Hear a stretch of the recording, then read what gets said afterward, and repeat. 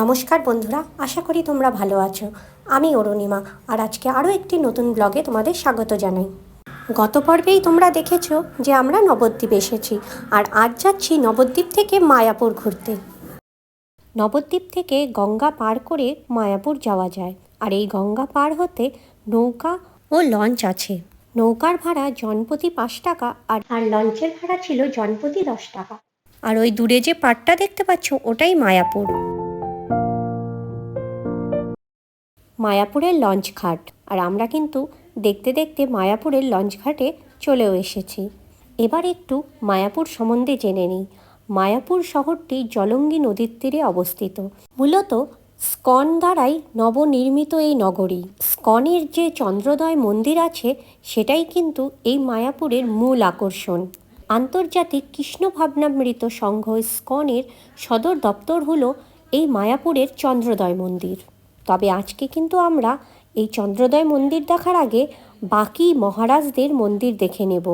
আসলে অনেক মহারাজ আছে যারা কিন্তু এই মায়াপুর জুড়ে অনেক মঠ গড়ে রেখেছেন, আর সেই মঠের মধ্যেই কিন্তু মন্দিরও রয়েছে। আগে আমরা সেগুলো দর্শন করব, তারপরে আমরা যাব চন্দ্রোদয় মন্দিরে। তবে হ্যাঁ, একটা জিনিসের কিন্তু মিল পেয়েছিলাম। কিছু কিছু মঠ বা প্রভুপাদদের মন্দির বা আশ্রম যাই বলো না কেন, সেগুলো নবদ্বীপেও আমরা গতকাল দেখে এসেছি। সেই সব প্রভুপাদদের কিন্তু আশ্রম বা মঠ এখানেও রয়েছে। তবে এখন আমরা যেখানে এসেছি, এখানে কিন্তু সেই নিম গাছটা রয়েছে, যেই নিম গাছের তলায় মহাপ্রভু জন্ম নিয়েছিলেন।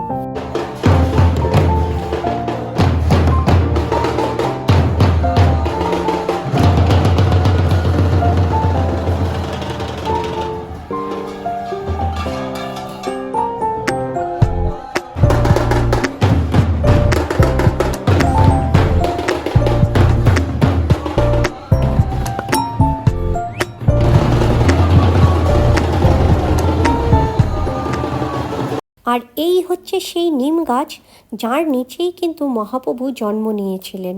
তো চলো একে একে সব মন্দিরগুলো ঘুরে দেখি।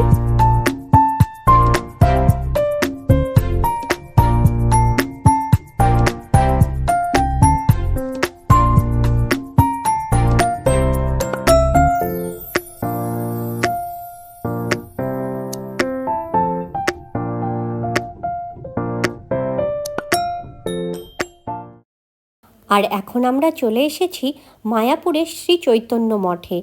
এখানে কিন্তু বৃন্দাবনের অনুকূলে শ্যামকুণ্ড, রাধাকুণ্ড ও গোবর্ধন পর্বত রয়েছে। আর এই হচ্ছে সেই গোবর্ধন পর্বত, যা কিন্তু আমরাও একবার পরিক্রমা করেছিলাম। আর এই হচ্ছে রাধাকুণ্ড।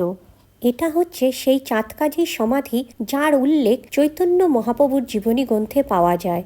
এবং চাঁদকাজি কিভাবে চৈতন্য ভক্ত হলেন সেই কাহিনীও রয়েছে। তবে এখানকার লোকেদের মত অনুযায়ী চাঁদকাজির আসল নাম ছিল মৌলানা সিরাজউদ্দিন। তিনি ছিলেন এই অঞ্চলের শাসক। চাঁদকাজি শ্রী চৈতন্য মহাপ্রভুর ঘোর বিরোধী ছিলেন, কিন্তু একদিন মহাপ্রভু ও চাঁদকাজির মধ্যে তর্কযুদ্ধ শুরু হয়, আর শেষে চৈতন্য মহাপ্রভু জয়ী হয়ে যান, এবং সেই দিন থেকেই চৈতন্য মহাপ্রভুর ভক্ত হয়ে ওঠেন চাঁদকাজি। এবার আমরা চলে এসেছি মায়াপুরের জগন্নাথ মন্দিরে। এই মন্দির প্রাঙ্গণে জগন্নাথ দেবের মূর্তির সাথে সাথে কিন্তু মহাপ্রভু ও মহাদেবেরও মূর্তি রয়েছে।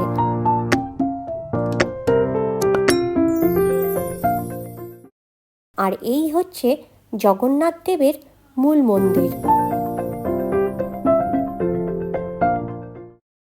আর এই হচ্ছে মায়াপুরের জগন্নাথ দেব।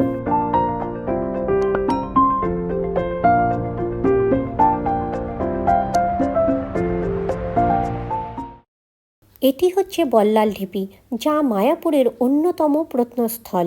এই ঢিপির নিচে বল্লাল সেনের আমলে নির্মিত প্রাসাদ ছিল বলে অনুমান করা হয়। তবে বর্তমানে এটি পুরাকীর্তি সংরক্ষণ আইন অনুসারে এই অঞ্চল সংরক্ষিত করা হয়েছে।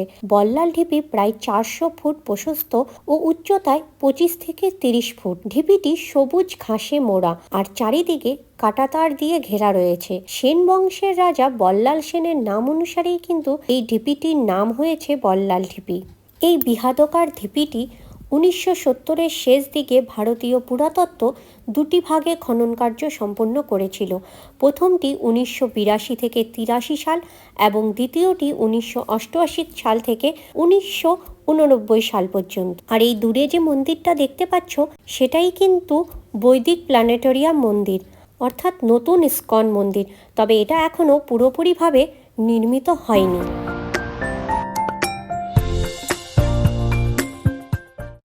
আর এখন আমরা দুপুরে প্রসাদ পাবার জন্য গদা ভবনের সামনে লাইন দিয়েছি।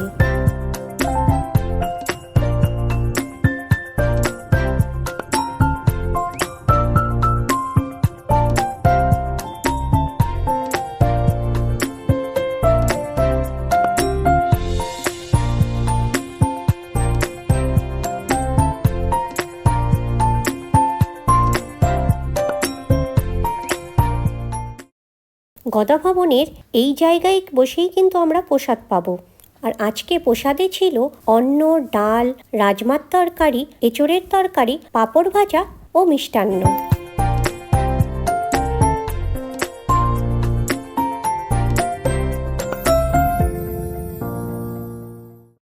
এই পুরো জায়গা কিন্তু ইস্কন মন্দিরেরই অন্তর্গত। আর এই মন্দির প্রাঙ্গণের ভেতরেও কিন্তু গোপী ড্রেসের দোকান রয়েছে।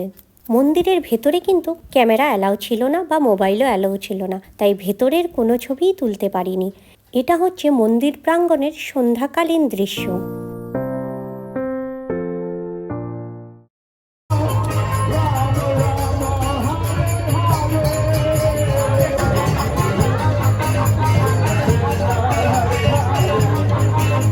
কীর্তন দেখে কিছুটা সময় দাঁড়িয়ে পড়েছিলাম, আর এখন কিন্তু রথযাত্রা বেরিয়েছে।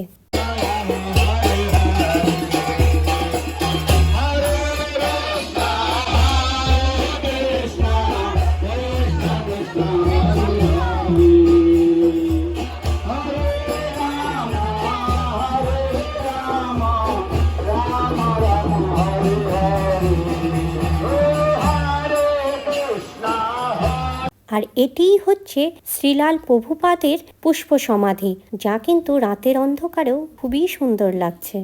এখানে আরও একটি রথ, আসলে আমরা যেদিন গিয়েছিলাম সেদিন কিন্তু পরপর 3টে রথ বেরিয়েছিল।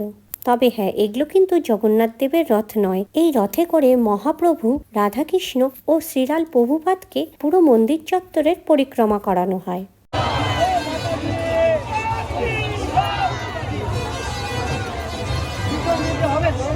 আর এবার কিন্তু আমাদের ফেরার পালা। লঞ্চে আমরা উঠে পড়েছি। এই লঞ্চে করেই কিন্তু আমরা গঙ্গা পার হয়ে নবদ্বীপ যাব। আর আজকের ভিডিওটাও এখানেই শেষ করছি। যদি কিছু তোমাদের ভালো লেগে থাকে তবে অবশ্যই লাইক, কমেন্ট, শেয়ার করে দিও। আর আমার চ্যানেলটা অবশ্যই সাবস্ক্রাইব করে দিও।